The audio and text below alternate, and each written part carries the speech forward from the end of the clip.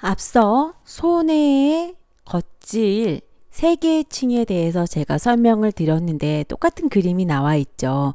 여기서 보시는 것처럼 여기는 분자층, 여기 이 부분은 조롱박 세포층, 여기는 과립층이라고 제가 설명을 이미 드렸는데요. 제가 여기서 앞서 설명했던 세포들이 크게 5가지가 있었는데 다음과 같은 세포들이라고 보시면 되세요. 이 세포들은요, 이 2가지 같은 경우는 사이신경의 역할을 하고요. 이 조롱박 세포 같은 경우는 주출력이에요. 주출력인데 이들은 다 어디로 가냐면 우리가 심부핵으로 가신다라고 보시면 되세요. 그러면 이 가립세포는 무엇이냐? 주로 입력을 받는 부분이라고 생각하시면 돼요. 물론 예외가 있어요. 그 예외는 우리가 나중에 신경섬유에 대해서 제가 다시 설명을 할 때 제가 추가적으로 설명을 드릴 건데요. 우선 주 입력은 가립세포에서 받고 있구나 라고 생각하시면 되시고, 골지세포도 마찬가지로 사이신경 역할을 하고 있어요. 손해세포는 5개가 있다고 제가 몇 번 말씀드리고 있네요. 그쵸? 자, 다시 복습할게요, 여러분. 뭐가 있어요? 별세포, 바구니세포, 조롱박세포, 과립세포, 골지세포가 있어요. 자, 이거를 우리가 좀 더 살펴보도록 해볼게요. 자, 별세포는요, 모양이 이름처럼 별 모양의 약간 뾰족뾰족 튀어나와 있는 이런 모습이라고 보시면 되시고요. 이들은요, 축삭은 어디로 연결이 되어져 있냐면 조롱박 세포의 가지돌기와 세포체로 연결이 되어져 있으면서 억제성 성질을 가지고 있어요. 그러면 입력은 어디서 받느냐면 평행섬유로부터 정보를 받게 돼요. 근데 이 평행섬유는 제가 어디서 오는 거라고 했어요? 나중에 다시 설명을 드리겠지만 가립세포의 축삭이 연결해서 평행섬유를 이룬다고 했어요. 그쵸? 그래서 거기서 흥분성 입력을 받고 나서 정보 처리 후 조롱박 세포에다는 어떻게 억제성 정보를 준다. 여기까지 여러분들 기억을 해주시면 될 것 같고요. 이 바구니 세포는요, 마찬가지로 정보는 어디서 받냐면 평행섬유에서 정보를 받고요. 이 부분도 이 조롱박 세포의 가지돌기와 세포체로 가는데요. 이건 하나로 가는 것이 여러 개의 조롱박 세포체로 가서 억제성 성질을 가지고 있는 정보를 전달하게 됩니다.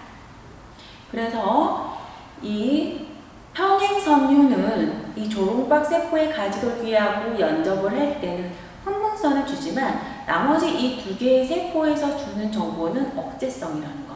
자, 여기서 흥분선과 억제성 다시 설명드릴게요. 우리가 단어로만 생각을 했을 때는 억제성이라고 하는 것은 여러분 하지마 이렇게 될 수가 있잖아요. 그런 표현이라기보다는 조절의 표현이 맞다라고 했던 거 기억하시죠? 우리가 영어에서 한국어로 전환을 하다 보니까 그대로 번역이 되어져 있는 용어인 거예요. 하지만 여러분들 억제성이라고 얘기를 하면 우리가 일반적으로 못하게 하는 거라고 생각을 하시면 우리가 이 신경과학을 배울 때 조금 브레이크가 걸릴 수가 있어요. 여러분 하지 말라가 아니고 조절해 좀 줄여나갈 거야. 적당히 해. 이런 부분이라고 생각을 하셔야 돼요. 하지마가 아니라는 거. 되셨죠? 그래서 이 억제성은요, 여러분들 우리 몸에서 되게 중요한 기능을 가지고 있어요. 왜? 과하지 않게. 근육도 긴장도가 과하지 않게. 그 다음에 움직임도 너무 과하지 않게 조절해주는 기능이 이 억제성이에요. 그래서 우리가 앞 강의에서 우리가 뭘 배웠었어요? 바다핵에 배웠었는데 이 바다핵의 가장 질환이 큰 문제점이 뭐였어요? 바다핵의 출력이 너무 많거나 너무 작았을 때 나타나는 문제였잖아요. 그쵸? 그때도 역시 무엇이 문제였어요? 이런 억제성이 일을 제대로 하느냐 안 하느냐에 따라서 되게 많이 좌우가 됐던 거 여러분들 기억을 하시면 지금 제가 설명드린 거 이해가 쉬우실 것 같아요. 그 다음에 조롱박 세포는 누차 말씀을 드리고 있지만 아주 특수하게 분화되어 있는 세포 구조라고 보시면 되세요. 가지돌기는 분자층으로 뻗어져 있고 이 축삭은 밑으로 쭉 내려가 있는 것이 아주 특징적인 모습이고요. 이들은요, 하나의 가지돌기와 하나의 다른 축삭과 연결이 되는 것이 아니고요. 한 번에 여러 가지를 같이 연접이 돼요. 그래서 최대 10개까지도 연접이 되는데요. 그러니까 다양한 정보를 하는데 이렇게 하기 위해서 이 가지돌기에는 뭐가 있냐면 가시처럼 우리가 그 장미를 생각하면 가시가 있죠. 가지에. 그것처럼 이런 가지돌기 가시가 있어요. 그래서 이 부분에서 연접들이 많이 이루어지고 있다. 그 말은 무슨 소리예요, 여러분? 가지돌기로부터 나는 정보를 아주 많이 수집을 하겠다 이 말이라는 거 여러분들 그렇게 이해를 하시면 어렵지 않으실 것 같아요. 또한 이 조롱박 세포는요 20만 개가 있다라고 우리가 얘기를 하고 있어요. 그만큼 많다라는 거예요. 근데 20만 개가 있는데 어때요? 그 많은 정보를 받다 보니까 제한된 숫자에서 어떻게 해요? 많은 정보를 받다 보니까 아까 말씀드린 것처럼 가지돌기에서 많은 정보를 한꺼번에 많이 받아들이고 있다. 이렇게 여러분들이 이해를 하시면 자 앞부분과 같이 연결해서 설명할 수가 있겠네요. 그렇죠? 마찬가지로요. 이 조롱박 세포는요. 신부핵과 연결이 되어져 있고 이 신부핵을 억제성, 즉 가바로 인한 억제성 작용을 하는 세포라는 거 여러분들 기억해 주시면 되세요. 제가 억제성 흥분수 지금 되게 말 많이 하고 있잖아요. 나중에 회로 부분에서 이 부분 중요하기 때문에 그렇다고 보시면 되세요. 자, 그 다음에 네 번째네요. 그쵸? 가립세포는요, 제가 주입력부라고 말씀을 드렸었어요. 그쵸? 이 가립세포에서 올라오는 신경섬유에서 이걸 모시섬유 혹은 이끼섬유라고 하는데요. 그 다음에 제가 설명드릴게 신경섬유에 대해서 설명을 드리는데 이 손해로 들어오는 신경섬유는요 모시 즉 이끼섬유와 클라이민 즉 오른손유가 있거든요. 그 중에 이 이끼섬유하고 이 가립세포는 연결이 다 되어져 있다라고 생각하시면 되세요. 즉 즉 이끼섬유가 올라오는 것만큼 가립세포가 있어야 되는 거예요. 그래서 가립세포가 인체 내에서 가장 많이 분포하고 있다라고 얘기를 하고 있어요. 그래서 약 500억 개 정도로 추정을 하고요. 가장 작은 세포 중에 하나입니다.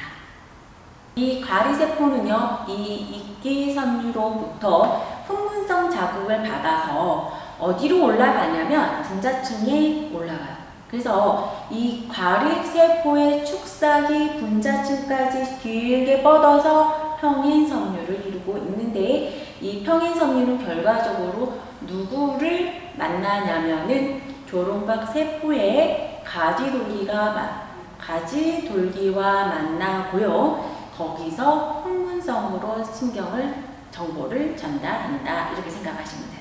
마지막으로 골지세포가 있는데요. 이 골지세포는요. 사이신경세포라고 보시면 되세요. 아까 별세포하고 그 다음에 바구니세포도 그런 성향이 갖고 있다 제가 설명드렸죠. 마찬가지로 골지세포는 이 평행섬유로 가서 축삭에서 정보를 받아와요. 그리고 다시 누구를 주냐면 이 가립세포에다가 억제성 신경 물질을 전달하게 돼요. 자, 그러면 가립세포는 두 군데에서 정보가 오는 거예요. 이끼섬유도 오고 골지세포의 축삭도 온다라는 거. 근데 하나는 흥분성이고 하나는 억제성이라는 거. 그래서 조절이 가능하다라는 거. 너무 과하지 않게 한쪽에서 일을 해주고 그 다음에 너무 모자라지 않게 한쪽에서 자극해주고 이런 것들이 계속적으로 이루어지고 있다라는 것을 여러분들이 이해를 하시면 되는 거예요. 그렇다면 좀 더 구체적으로 알아볼까 봐요. 손해의 신경섬유는 어떤 것들이 있는지를 한번 살펴볼 건데요. 우선 그림을 먼저 보실게요. 여기 보면 파란색, 여기가 가립세포라고 제가 설명을 드렸는데 이 가립세포와 연결이 되는 이 부분에 있는 이 신경섬유를 우리는 이끼섬유라고 하고요. 인체에서 대부분이 다 이쪽으로 올라온다라고 생각을 하시면 되세요. 특히 올리브 소뇌섬유로 올라오는 섬유를 제외한 나머지들이라고 생각을 하시면 되고요. 대략 2억 개 정도 사람에서 발견이 된다라고 하고 있어요. 그러면 이 초록색 보이세요, 여러분? 이 초록색은 다른 세포랑 연결이 되어 있는 것이 아니고 이렇게 쭉 올라와서 어때요? 이 조롱박 세포의 가지돌기와 다이렉트로 연결이 되어져 있는 걸 관찰할 수 있는데 이렇게 하나의 조롱박 세포를 타고 올라가서 연결이 되어져 있는 이 섬유를 우리는 얼음섬유라고 하는 거예요. 그 다음 여기 보시면 과립세포가 이끼섬유와 연결이 되어져 있는데 그 위에 쭉 축삭을 형성을 해서 제가 뭐라고 했냐면 앞부분에서 평행섬유를 이룬다라고 했다고 말씀을 드렸었는데 여기 보시면 이렇게 평행하게 섬유를 이루고 있는 것을 우리가 평행섬유라고 하는 거예요. 이끼섬유하고 얼음섬유를 한 번 더 제가 설명을 드리도록 할 거예요, 여러분. 이 이끼섬유는요, 인체에서 들어오는 다른 구조물에서 들어오는 모든 정보를 가지고 들어가는 손해의 신경섬유라고 생각하시면 돼요. 즉, 입력을 전달해주는 신경섬유다. 그래서 여기 이끼섬유는요, 일반적으로 평상시에는 여기가 계속 일을 하는 거예요. 누가 쉬고 있냐면 얼음섬유는 이때 일을 하지 않아요. 하지만 어떤 변수가 생겼어요. 그 변수가 생겼을 때는 아래 올리브 핵에서 나오는 이 오름신경세포가 작동을 딱 해요. 그래서 누구랑 직접적으로 연결을 하냐면 계속 설명드렸던 부분이죠. 조롱박 세포의 가지돌기하고 직접적으로 다이렉트로 연결을 해서 이 조롱박 세포를 뭐 하냐면 자제해 이렇게 얘기하는 이 조롱박 세포를 직접적으로 연결을 해서요, 여러분, 흥분을 시켜버리는 거예요. 일을 많이 시켜요. 야, 너 빨리 일을 해야 될 것 같아. 적당히 일해서 될 거 아닌 것 같아. 그럼 어떻게 되겠어요? 이 조롱박 세포의 축삭은 이것은 신부핵을 억제성이라고 얘기를 했었는데 이 억제성이 어떻게 돼요? 과하게 되겠죠. 즉, 소뇌의 신부핵의 기능이 조금 더 조절하는 단계로 갈 수 있다라는 거예요.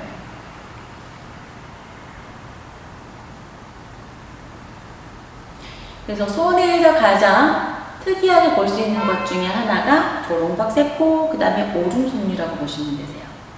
참 다이렉트로 연결되어져 있고 강하게 작용을 한다는 것을 의미하는 거라고 보시면 되시고요. 이 하 올리브 핵 혹은 아래 올리브 핵은요, 여러분, 숨내에 위치가 되어져 있고요. 이 부분은 오른쪽에서 왼쪽으로 교차를 해서 다시 제가 여러분들한테 왼쪽에서 오른쪽으로 교차를 해서 오른쪽 손에 있는 곳으로 전달이 되는 시스템이라고 보시면 되세요. 즉, 이 부분이 언제 손상을 받았느냐에 따라서 결과도 달라질 수 있다라고 보시면 되시는 거죠. 그리고 기능적으로는 손해에 직접적으로 많은 영향을 주고 있지만 위치적으로는 손해가 아닌 숨내의 위치가 되어져 있다라는 거 여러분들 한 번 더 기억해 주시고요. 이들 두 개의 신경섬유는 여러분 이 손의 겉질에 있는 세포들하고 만나서 어떤 일을 한다고요? 흥분성 작용을 한다. 여기 한 번 더 짚고 넘어가도록 할게요. 이제까지 배우셨던 부분들을 한번 정리를 한번 해보도록 할까 봐요. 여러분들 이제까지 무엇을 배우셨냐면 한번 정리를 해볼게요. 우선은 배웠던 것만. 우리가 겉질층도 배웠고요.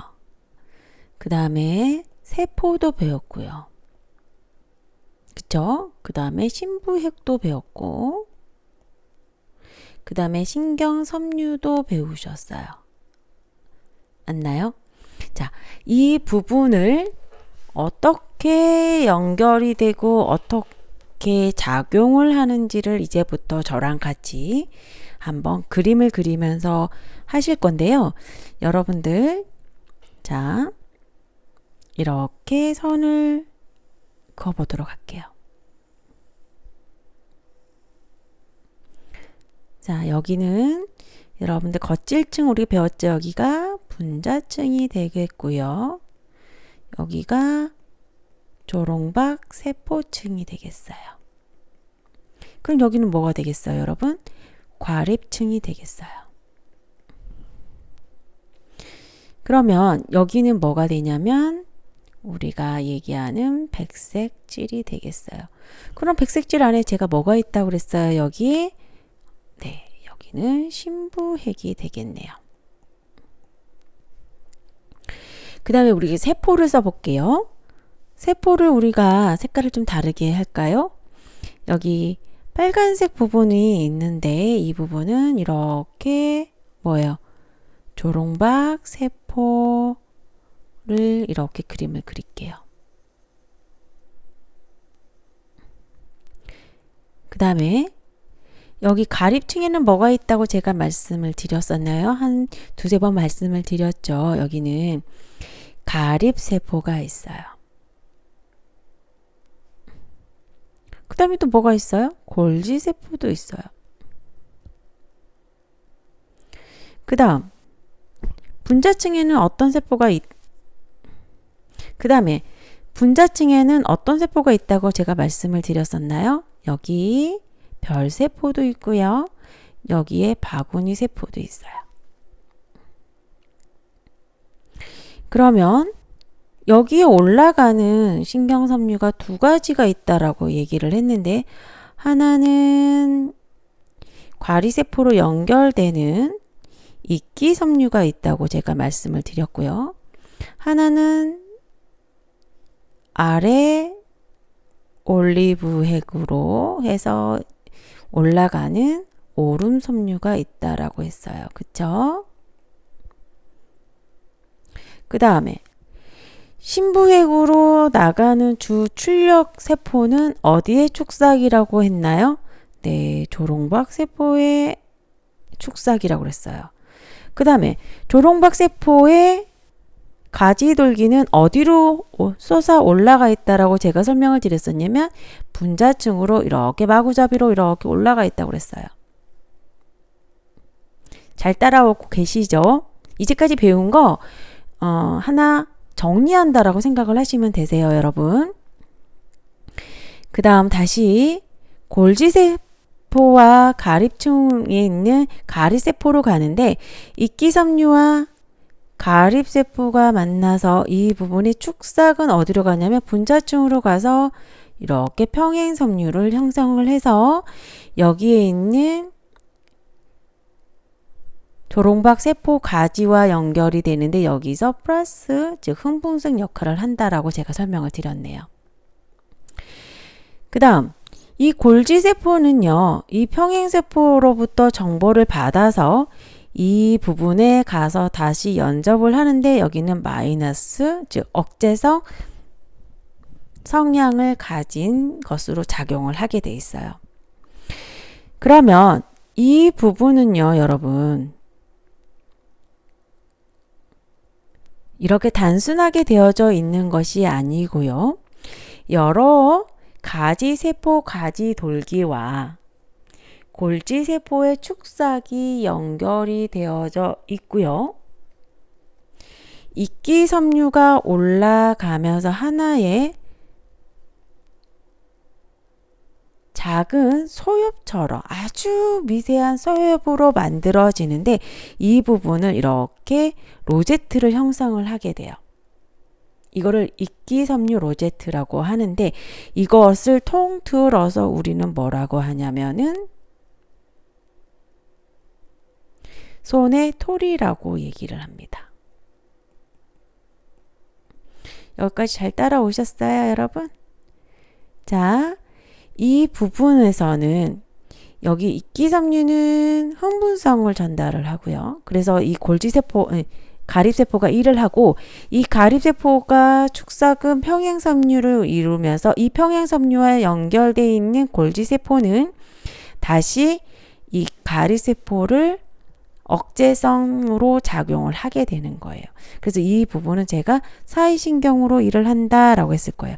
저희 앞서 설명했을 때 사이신경섬유의 작용에 가장 중요한 건 뭐라고 그랬어요? 섬세함을 조절하든 적절함을 조절해주는 기능을 한다라고 제가 설명했던 거 기억하시죠? 자, 다시 넘어갈게요. 그러면 여기에 있는 별세포와 바구니세포는 어떤 역할을 하냐면 이렇게 평행섬유로부터 정보를 받아서 이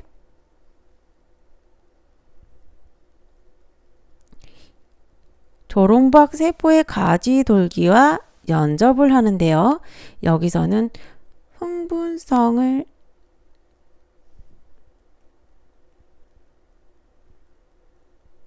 여기서는요. 연접을 하게 되는데 여기서는 억제성 역할을 하게 돼요. 가지돌기 또한 이 바구니 세포는 이 평행섬유로부터 입력을 받아서 이 조롱박 세포의 가지돌기와 세포체에다가 마찬가지로 억제성 역할을 하게 되는 거예요. 그래서 좀 더 이 조롱박 세포의 기능을 섬세하게 만들어주는 거죠. 이게 평상시 우리 몸에서 일어나는 신경회로라고 보시면 되세요. 그래서 이